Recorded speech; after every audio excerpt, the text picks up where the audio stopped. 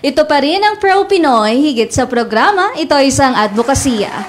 Ating kilalanin na magaling na business coach at entrepreneur na hatid ay galing sa kapwa entrepreneur mula XDT Group and Company Incorporated at isa sa mga dumalo sa pagtitipon ng Network for Enterprising Women, si Coach Ayet De La Torre. Hi Coach, good morning. Good morning sa inyong lahat at sa ating mga tagapanood. Maraming salamat sa pag-imbita. Good morning Ayet. Why XDT? Why not XYG? Pwede naman din ABC para madali.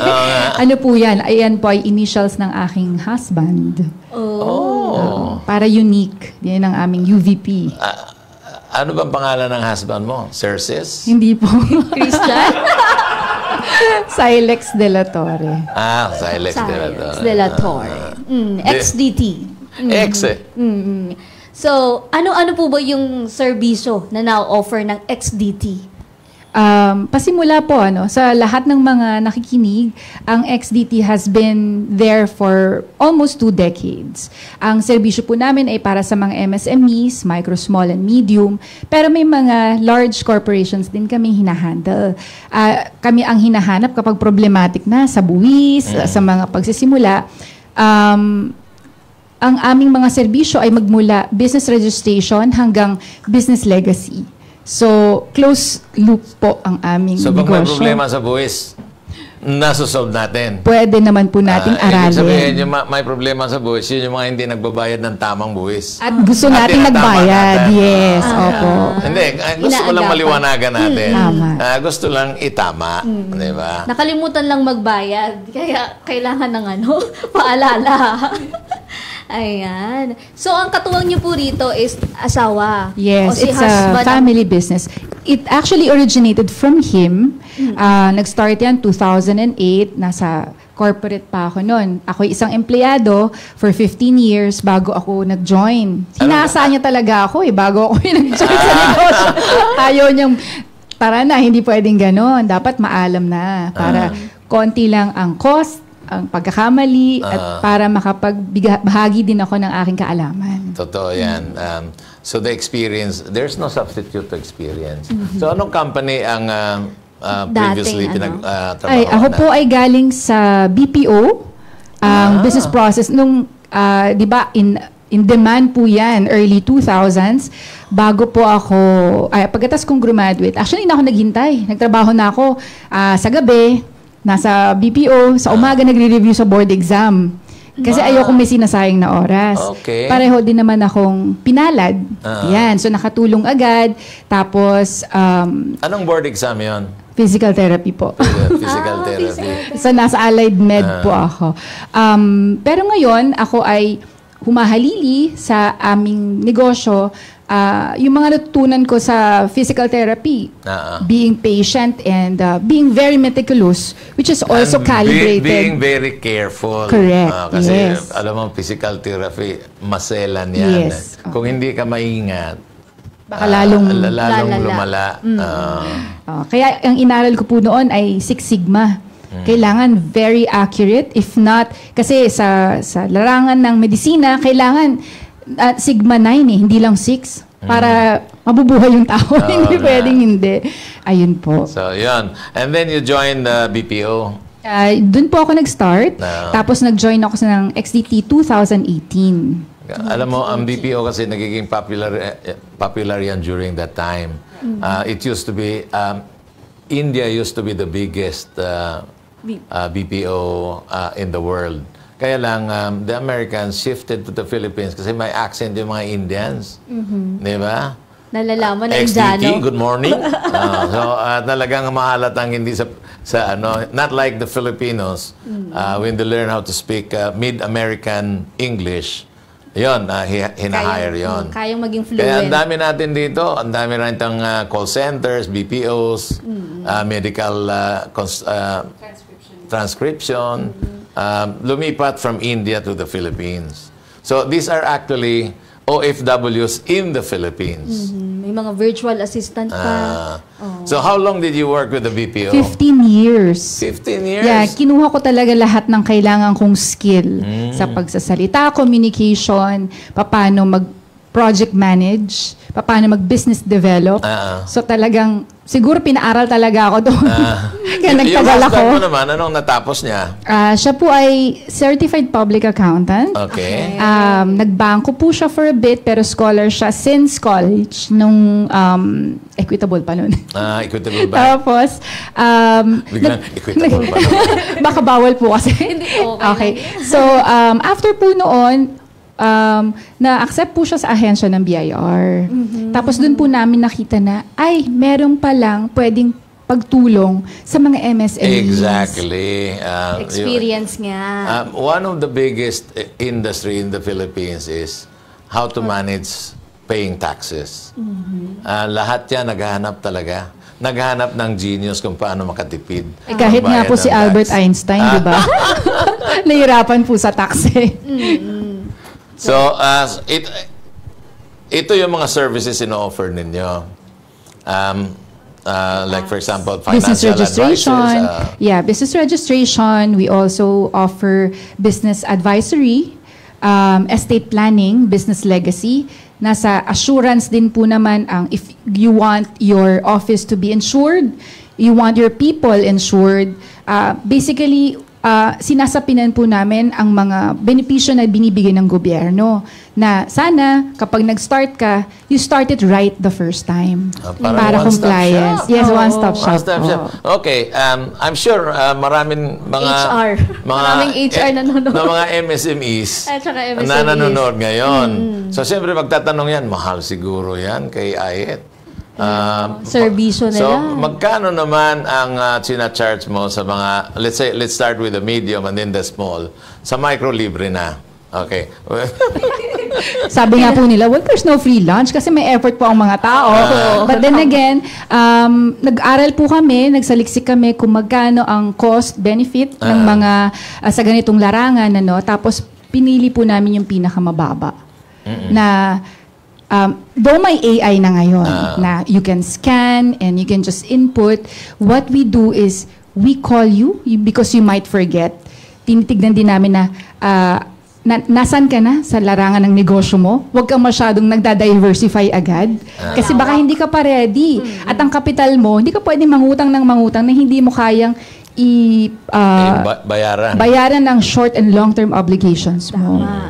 So, with regard to the amount that Kong is saying, ang ginagawa po namin sa umpisa, we have a discovery call kung naka-register na sila kasi that's one of their cost. Okay? Kapag nasa probinsya, kasi hanggang Mindanao, abot. Sumasuporta po kami, minsan pumupunta po kami sa kanila, ang COR nila ay sa kanila ang manggagaling para alam po talaga nila kung magkano.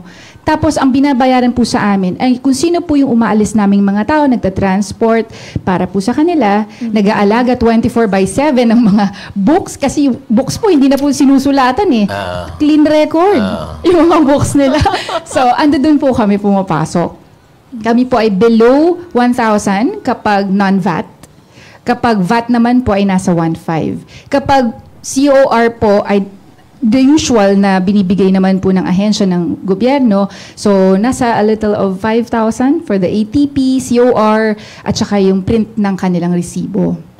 So, Ito yung sa opening, no? Opo, sa opening po yan. Pag nandoon na po tayo sa gitna ng ating business cycle, regular naman po yun hanggang of course, gusto natin ng mga kanegosyante, kabuwisenyo at kabuwisenyo na ang tawag namin sa kanila, kailangan umabot naman ang kanilang negosyo ng mga 3 million and up per year.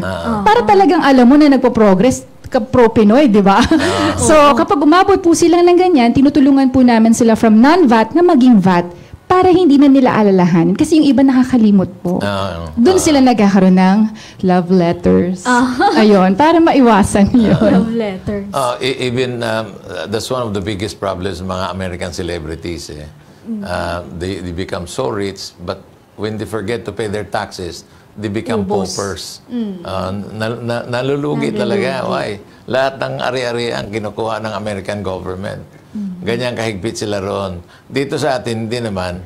Kaya sinasabi ko, yung AI, okay lang yung AI as far as information is concerned. Pero walang PR kasi yung AI eh. So you have to talk to BIR personnel, can you consider this? Yung AI wala doon eh. Walang Basta feelings. ano lang yun. Ito yung data, that's it. Yes. Bahala ka sa buhay mo. So that's where they come in. Yes. Kasi sabi nga po namin sa Network for Enterprising Women nung Saturday, we wanted AI to be efficient and be effective. No matter how small or big business you have. But then again, yung context na nagka-calibrate, yung ideas na nag-i-input sa AI, tao pa rin. Tao pa rin. Kaya, mas maganda na may tao pa rin. Oo nga. Totoo naman yan. That's why somebody said that, you know, AI is dangerous. Sabi ko, it's not. Actually, it should complement what we are doing. Ano ba naman yung AI?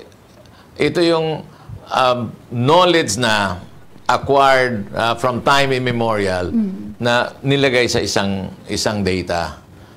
Wherein, pag may itatanong ka, masasagot kasi nandoon sa data eh. Magaling lang talaga gumawa ng software na yon.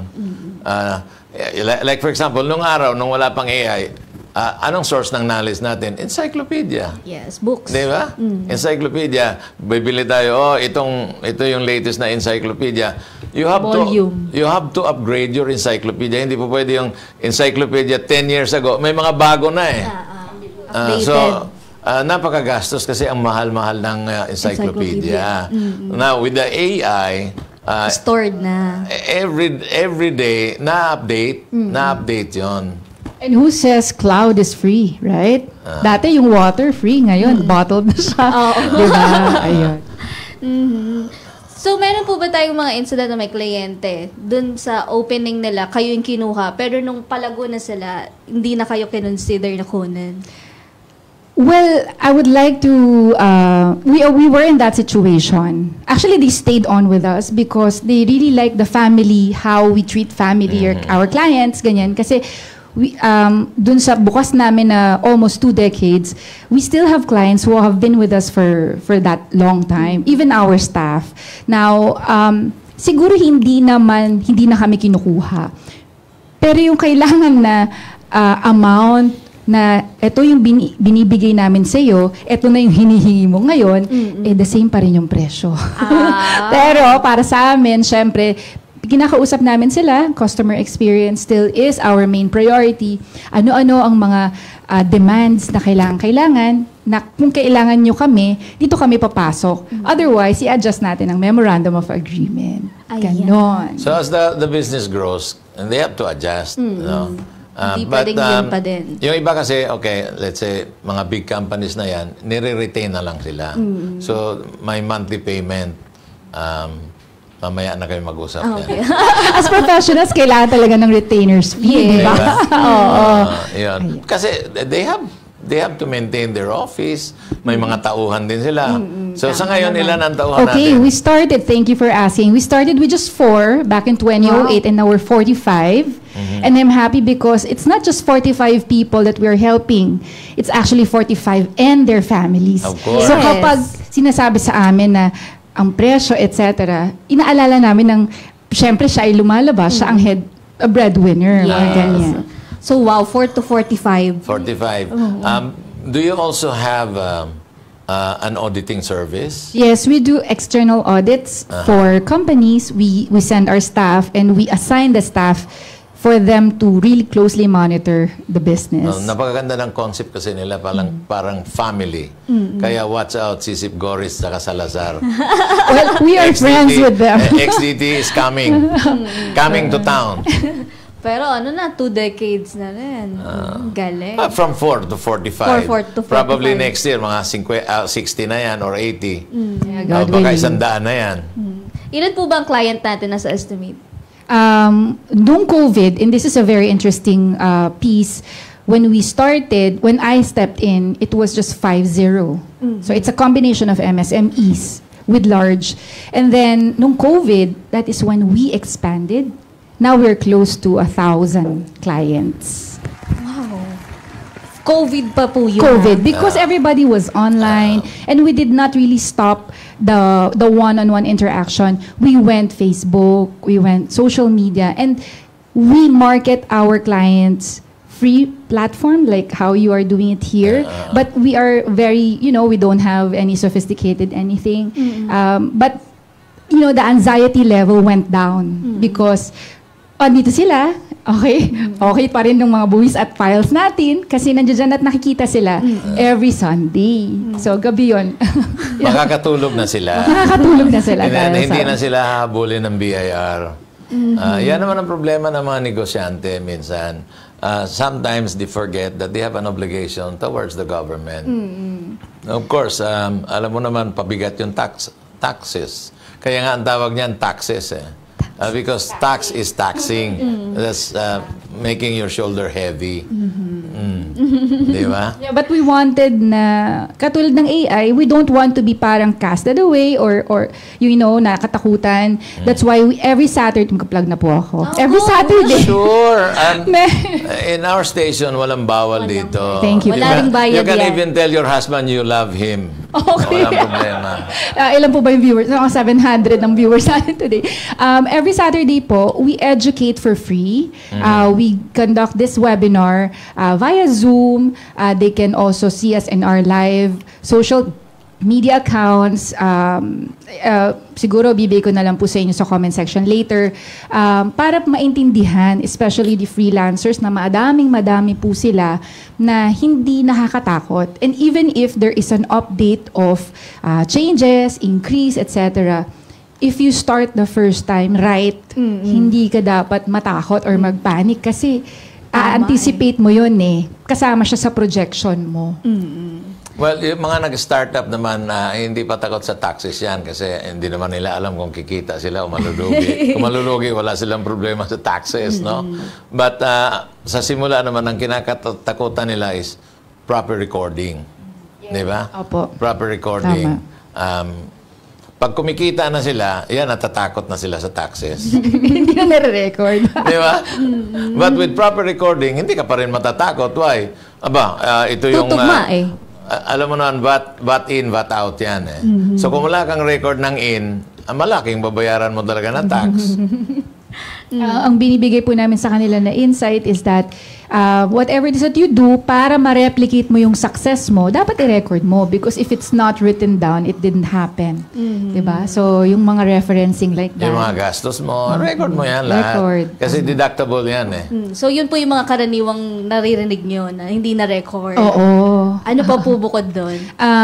Siguro yung parang ipapamana sa kanila na ang kanilang negosyo, pero ang mga originator, nandiyan pa rin sa balikat nila na hindi sila makapag-decide. So, we wanted to also tell the originators that if you are doing the business legacy that, yung ipapamana nyo na sa mga... kasi mga kliyente nila yan for a long time, syempre, di ba? And suddenly, they're exiting na. They cannot just let go. So, pinapaliwanag po namin na because your records are good and because you started it right and maganda naman ang values ng inyong kumpanya, ay magtutuloy-tuloy siya. Hindi nyo kailangang ibenta. Kasi baka daw ibenta ng mga nakapagmana nung negosyo. Sayang. Opo. So, okay, tell us about the seminar. Okay.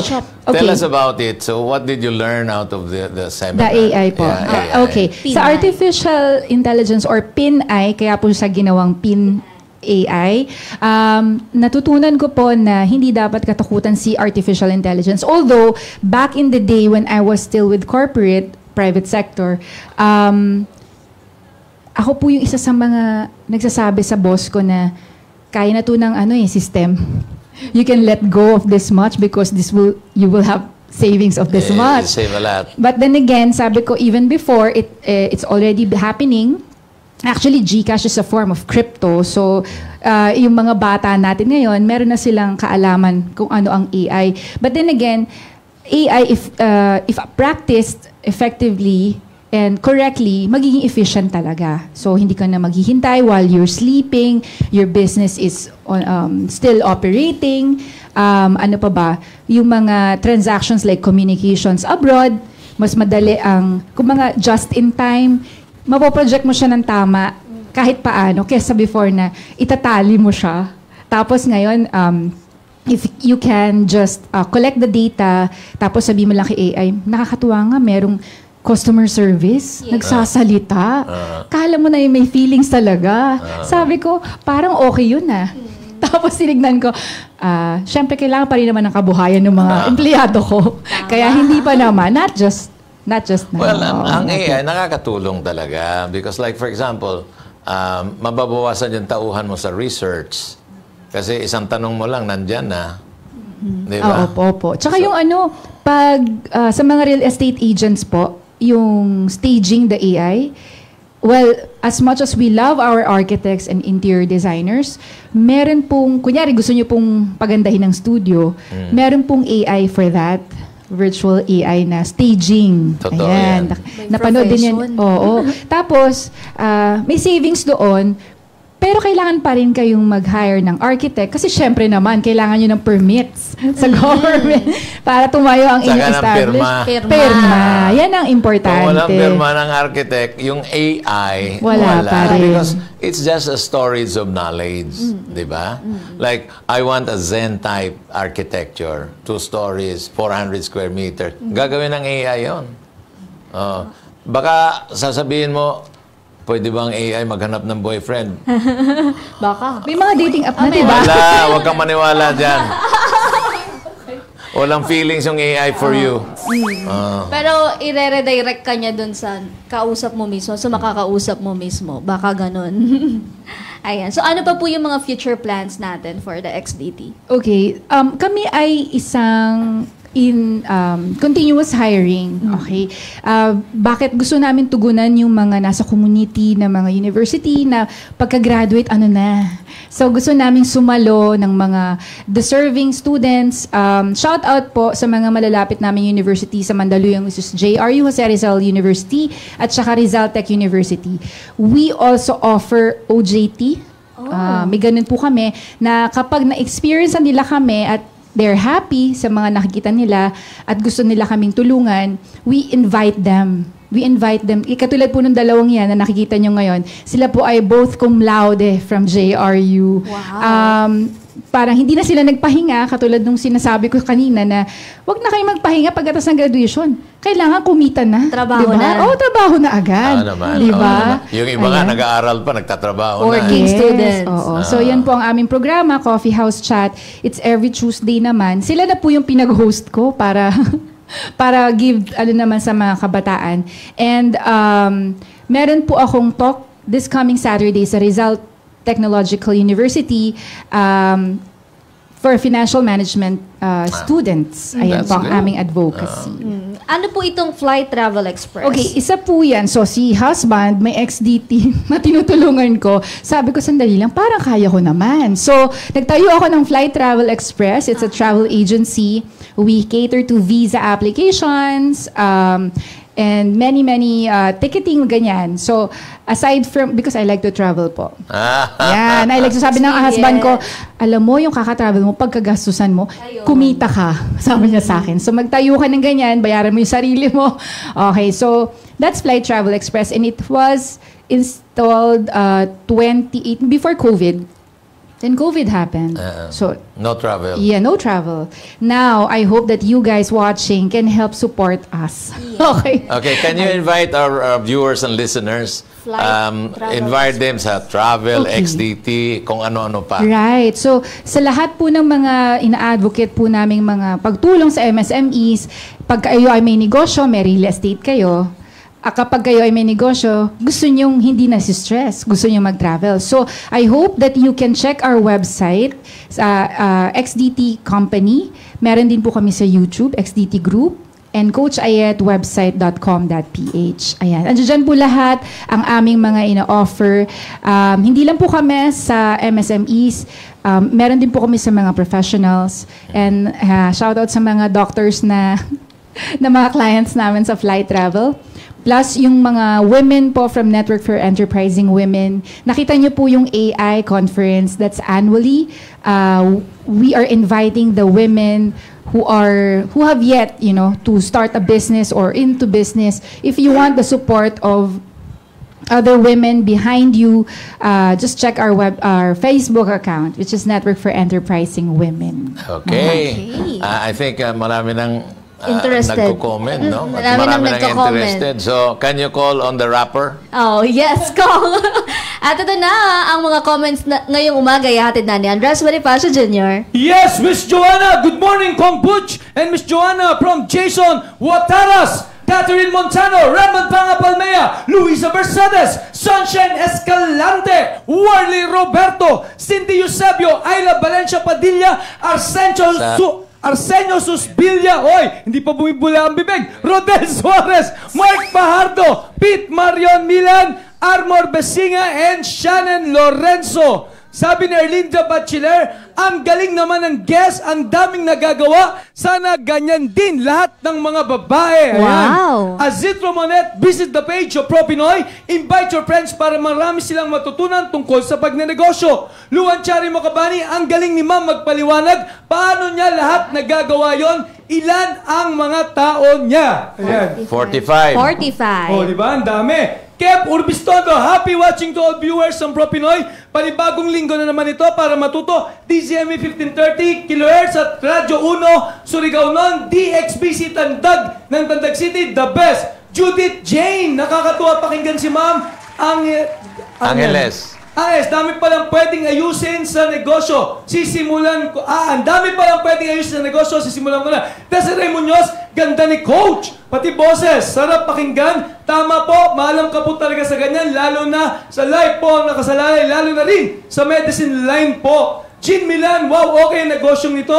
Maraming natutulungan. More power po sa inyo, Coach Ayet. Mary Jane Albia, ang galing ng guest, nakakabilib. Wow. Shannon Vizcara, good morning, Coach Ayet. Talagang magaling ito. You can follow us, XDT and Company Incorporated, Flight Travel, Express Coffee, House Chat. Okay. Uy, Marian Arianza Garcia, happy Monday, mga kapropinay. Hello, ate. PB Mangilaya, good morning, Coach Ayet. Wow, artista na talaga. Ayan. Wow. Okay, back to Studio 2. Kombucha, Miss Joanna.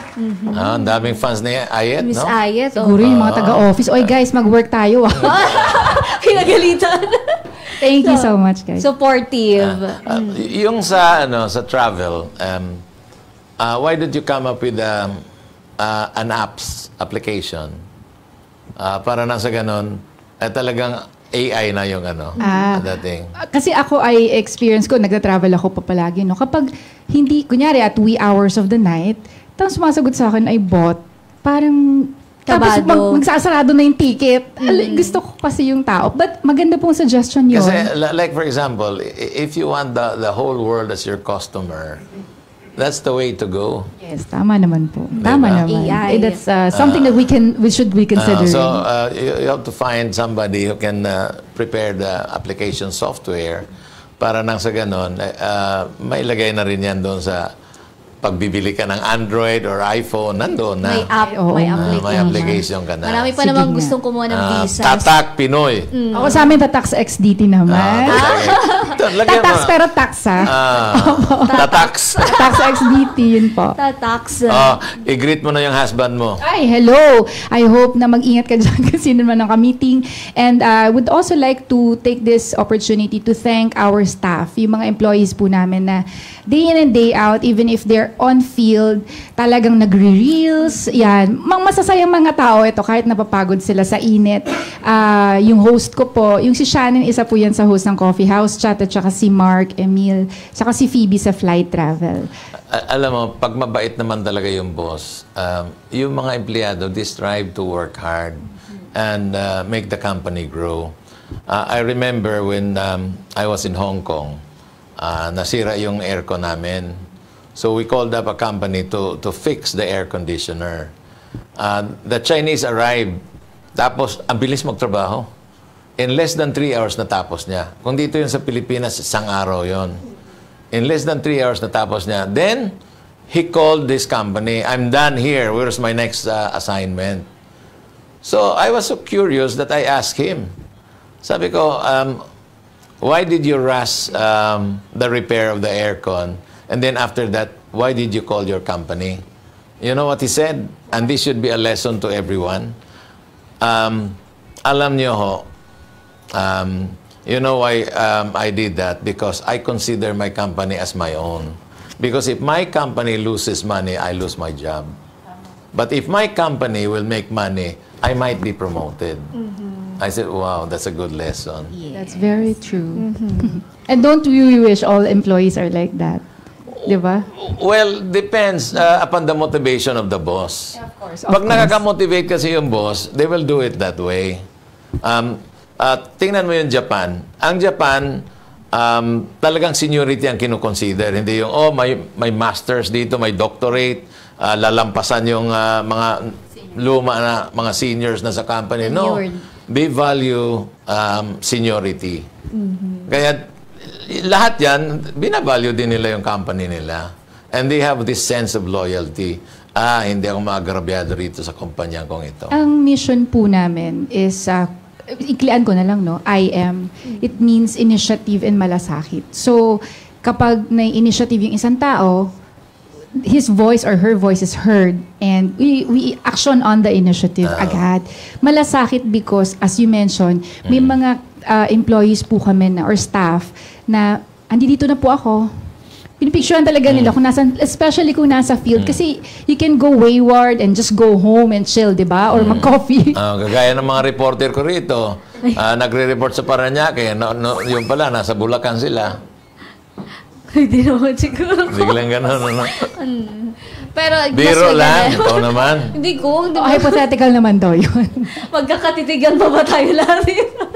Pero mas maganda po yung may updates, no? At saka maganda rin, para alam din namin kung nasan sila. For example, the inevitable happens, we can easily go where they are and support them. Yeah. Ganon. So, see? Yes. You can learn a lot because you're still young. Diba? These are lessons in life. Makakatulong talaga. Makakatulong talaga. Eto, para so, makatulong. tandaan nyo, I have to work hard and make my company grow because if my company loses money, I lose my job. But if my company grows, I might be promoted. And I'll be assured of a lifetime work. Diba? Yes. Okay. So, nako, nakita ko na si Patrick pumasok na sa studio. Pero wait lang po kasi inaabangan to ng ating mga commentators para ibigay ang pwedeng manalo sa ating hulaan mo ang kapital ko. Nagbabalik si Andres Bonifacio Jr. Yes, Miss Joanna, from more than 800 viewers this Monday morning, ang ating lucky caller manggagaling from Marilao, Bulacan, Solita Quezon. Good morning, Solita. Good morning. Good morning po. Okay, Miss Solita. Okay, hulaan mo na kung magkano ang kapital na ginamit nila Coach Ayat sa pagsisimula ng XTT Group and Company Incorporated. 30 po, ano? 50,000 po. Okay, 50,000. Makuha kaya niya ang 400 pesos. Joanna, itanong mo na. Coach Ayat, magkano naging puhunan ng XDT? Okay. Di na ako patumpik-tumpik pero nasa 200K kami nag-start kasi we needed to work in a very nice environment for our people also. Kasi desk job kami. Kaya yon pinaganda muna para nakakapagtrabaho sila ng mas maayos. 200,000. Kinulang siya ng 150,000. Kaya naman, bukas 600 pesos na ang pwedeng mapanalunan dito sa hulaan mo ang kapital ko. At abangan ang isa sa pasabog ng aming programa ngayong taon para mas palakasin pa at paramihin ang mga namumuhulang Pinoy. Malapit na naming ilunsad ang mechanics paano makapagpalista sa ating first artisan bag making workshop ng Mr. M. Hanson Leather Cup. Handog siyempre yan ng programang Pro Pinoy at ng Pure Gold. Kasama mo sa pag-asenso. Back to Studio 2, Kong Butch and Miss Joanna. Huminga ka naman, Andres. Rapper Alam mo, talaga. Pag nagsalita ka, parang nagda-diving ka Hindi ka humihinga. Sa bagay, napapractice yung lungs noon. Yes, rapper yan. Magiging matibay yung lungs. Ayan. Coach Ayat, simpleng payo for mga gusto ring magtagumpay sa negosyo. Ako, I always tell them, just do it parang Nike. Meron kang idea ngayon, opportunities are all around you. If merong pareho kang idea at nakuha ng iba, tapos ka. Ayun, so just do it. Yun lang. Just do it. Oo, ngayon na. Ayan, maraming salamat, Coach Thank you so Ayat. much. Salamat. At sa iyong mga staff na nanonood ngayong umaga, maraming salamat po. Naway nakapaghatid kaalaman at inspirasyon ang kwentong hatid ng XDT and Company Incorporated nila Coach Ayat de la Torre. Bukas, tuloy-tuloy pa rin tayo sa ating Pasiklab Stories of Nego Success. Dahil isang magaling na artist muli ang ating makakasama para ibida ang kanyang mga natatanging obra. Ako po muli si Joanna Luna, ang inyong kabalitaan sa mga pinakabagong pwede ninyong pagkakitaan. Have a safe Monday morning, Barangay Radyo 1. Ako naman si Congressman Boots Pichay. Di kami titigil sa pagsuyod sa buong mundo ng mga kwentong kapupulutan ninyo ng inspirasyon, tips at teknik sa pagnenegosyo. Lagi din nyo kaming samahan, Lunes hanggang Biyernes from 9 to 10:30 in the morning, exclusive sa Radyo 1. Dito, Pinoy ang angat. Dito, Pinoy ang sikat dahil tayong lahat ay Pro Pinoy!